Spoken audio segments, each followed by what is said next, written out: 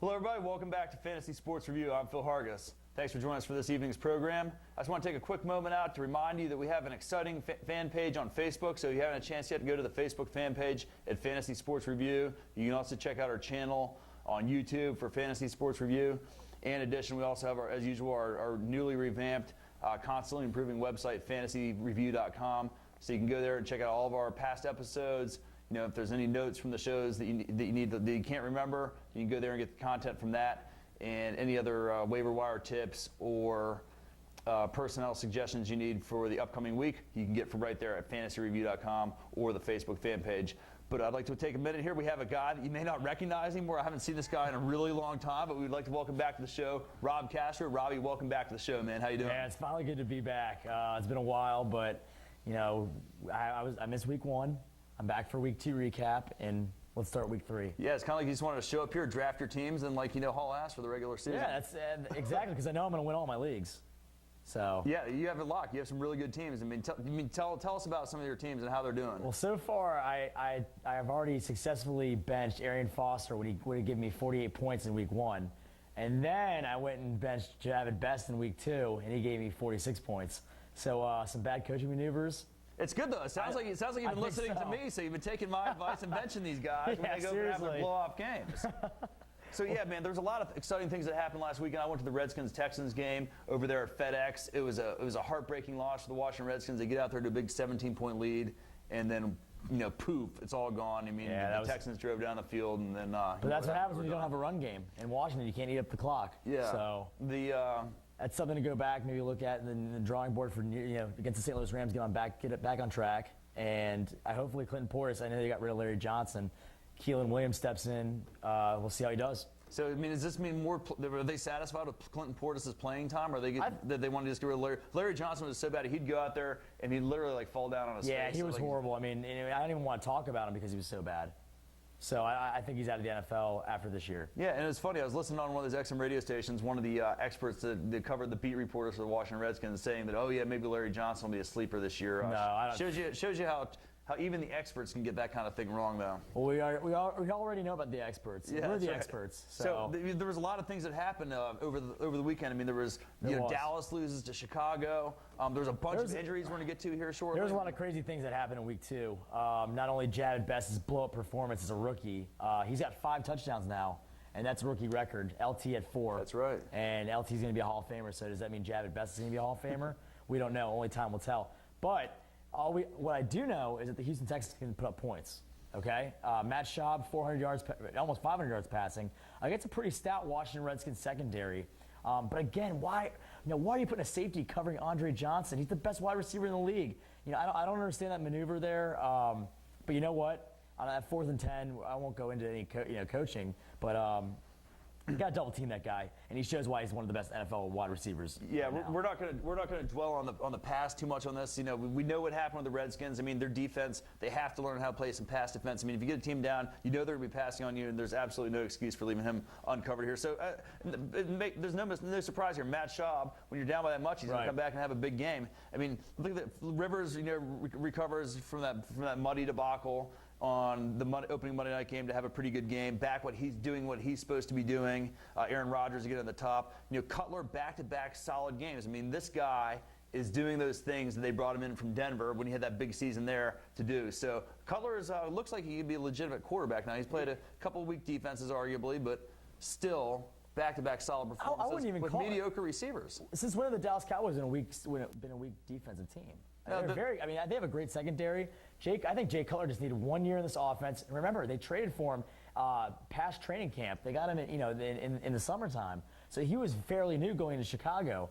And he was learning a new system, a new offense. We already knew about his arm strength. Now he's got Mike Martz at the helm. He's one of the best quarterbacks coach, I think. He led the Redskins to that Super Bowl in 1991. So with Mark Rippon. Yeah. So he knows that. He knows how to develop quarterbacks. I think this is his Jay Cutler's breakout season. We all knew that this guy was good, and I don't know if we honed on him kind of because we didn't know what the wide receivers are going to be like in Chicago. But I think they got Matt Forte and Devin Hester making one-handed grabs. helping him out, helping out his accuracy. Jay Cutler's a legitimate quarterback. I mean, you didn't even mention Johnny Knox and Roma Shadu and all those other guys that they have there that can step up. Yeah, or Greg Olsen. Earl Bennett. Yeah, exactly. I mean, pick your poison with this Chicago team. But a guy that I want to specifically talk about is a guy that I watched in Week 1 against the Green Bay Packers. Is Mike Vick. Mike Vick had an unbelievable first game. Brought him all the way back from 24 down. Almost beat the Packers. Then goes out against the Detroit Lions and gets it done. Yeah, I mean, Vic is now Vic has obviously been named the guy for the rest of the season, so that's big. That's important news for the Philadelphia Eagles now with the Kevin Kolb thing. The Mannings are on there again, and Mark Sanchez rebounds from that lowly Monday night performance. But let's move on right here, Robbie, to the running backs. Tell me about your favorite boy right there, sitting there at number 1. I don't even want to look at it, but you know what? He's kind of like trade bait right now because I don't know. He's got 5 touchdowns in his first 2 games. He's a rookie. I don't know what to do with him. I think I'm going to start him against. The Lions are playing a pretty good defense coming up. Yeah, they play Minnesota. I'm going to probably start him against Minnesota, but he's probably going to be a big letdown. But you look at Jason Snelling, a guy that I probably would pick up for the right price because he's still got Michael Turner in front of him. Then you got LaShawn McCoy, Adrian Peterson, who's going to be a staple hold in the top 5. But then you got a guy like Mike Tolbert for San Diego. I mean, who's that guy? He was not even being drafted in any of the leagues. Yeah, I mean, it's here's the deal though. I mean, Ryan Matthews is struggling. Now he's hurt. He's got a high ankle sprain, Robbie. If you've been watching football as long as I have, you know that those high ankle sprains can be a major league problem with an injury that can last for the entire season. Oh yeah, so absolutely. Matthews is in trouble right now. He's in really big trouble if you ask me. I see a guy on this list though that I've been pointing towards having a huge breakout season. That's Noshawn Moreno, the Denver Broncos. Past 2 weeks, Nice call on that one, yeah. Past 2 weeks, he's been in the top 10. Looking to see what he does this weekend. I like the Denver Broncos. Kind of a high-octane offense. Kyle Orton at the helm, starting to play very well. Offensive line was injured last season, so we'll see what happens. Yeah, and I mean, Darren McFadden, I mean, here he is. And then and then Darren McFadden again. He's what is he doing, man? Has McFadden decided he remembers how to play football now? I remember 3 weeks ago, I was telling everyone to draft Michael Bush, but then he got injured. And then Darren McFadden, who last season was very inconsistent with the football, if you remember. He fumbled 4 times in his first 3 games. He was, his confidence level was real low. But right now, he's playing his best football of his whole entire career. And then Donald Brown's emerged on there for the Indianapolis Colts, and Matt Forte with another pretty solid week there. We know what Andre Johnson, moving on to receivers, we know what Andre Johnson did against the Washington Redskins. Kevin Walter was right there with them. I think that any backup receiver will be a great wide receiver 3 for you there from the Houston Texans. I mean, those guys are going to get a lot of looks from Matt Schaub, who's the hottest quarterback in the NFL. What I will say, though, is don't expect to see these numbers week in and week out because Houston's going to play with a lead. They know how to run the football. They're very balanced. The only reason why they threw the ball so many times is because they were down by 20 points on the road. So that's all they could. That's all they could. But really I still do. think the Schaub is still good for 250 yards. Oh no, man, absolutely. Schaub's good for 250. But then you around. think about it, after Andre Johnson gets his 80 to 100 yards, there's 150 yards to go around. You got Arian Foster in the backfield. You got a pretty good tight end, Owen Daniels, who can step up. And they still spell Slayton in there. And then Jacoby Jones Sure. and Kevin Walter. So yeah, it's a good mix if you have those wide receivers. Yeah, absolutely. I mean, Demaryius Thomas here. Denver has a pretty good little core receivers. Yeah, themselves. They do. I went ahead and took a flyer on Jabbar Gaffney in the 12th round, and it's not really paying off how I thought it was going to pay off. No, Eddie Royal's the pick that's paying off. Right, no, you're absolutely right. But Demaryius Thomas, if you look at him, rookie at Georgia Tech, he's playing as well as anybody. Hurt his ankle week 1. He's fine now. He's probable going into the game. And he shows up on the stat sheet with 8 catches for 97 and a touch. That's pretty good as a rookie. Yeah, he was definitely one of those deep sleeper guys in the drafts that we started talking about last summer. But so anyway, that rounds out the receivers. And, Mario Manningham is another guy that's put up back-to-back pretty solid weeks there for the New York Giants. And Miles Austin continues to make the list here, and Mark Clayton again as well. So there you have it. We're not going to spend a lot of time on the tight ends here. Gates at the top, Clark's at the top. One guy that I am kind of interested in because I saw this guy play when I went to the New England game is this guy Aaron Hernandez. He got some looks from Brady. The Patriots do spread it around, but Aaron Hernandez could be a good backup tight end for you to have on your roster for the bye weeks. I would keep an eye on him. The rest of the guys we pretty much talked about, and I would stay away from Ben Watson at all accounts. But Robbie, we've got to make a break for the news here. Amanda's coming in there. She's over there in the news studio right now waiting for you guys. We have a lot of news to get to. So right now we'll go over to Amanda, and Amanda, let us know what's going on in the world of NFL news this week. There's a lot of stuff going on, so we'll see you in a couple minutes. Hello everyone, welcome to the Fantasy Sports Review News Center. I'm Amanda Walker with your official NFL news update. The NFL's version of Week 2 offered all sorts of storylines. The Redskins lost a heartbreaker in overtime to the Houston Texans after blowing a 17-point lead. The Chicago Bears sent the Dallas Cowboys reeling to 0-2, and Brett Favre and the Vikings fall 0-2 as well as losing to the Miami Dolphins.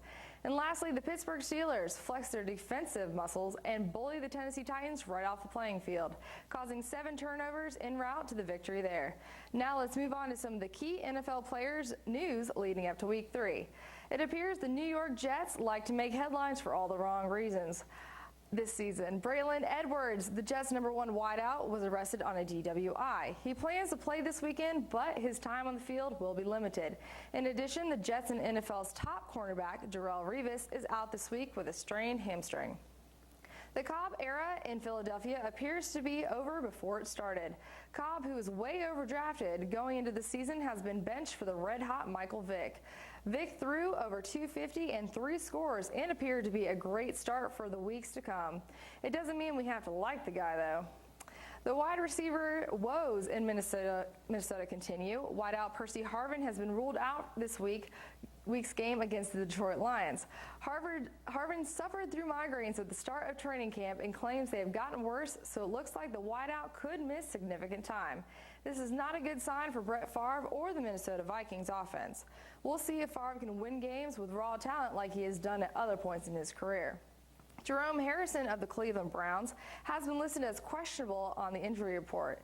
This is a good sign for Peyton Hillis owners. Hillis rushed for 76 yards and 2 scores on Sunday at Carolina. He is going up against the team that displays the best defense in the NFL, the Baltimore Ravens. Hillis is a quality backup in any league right now.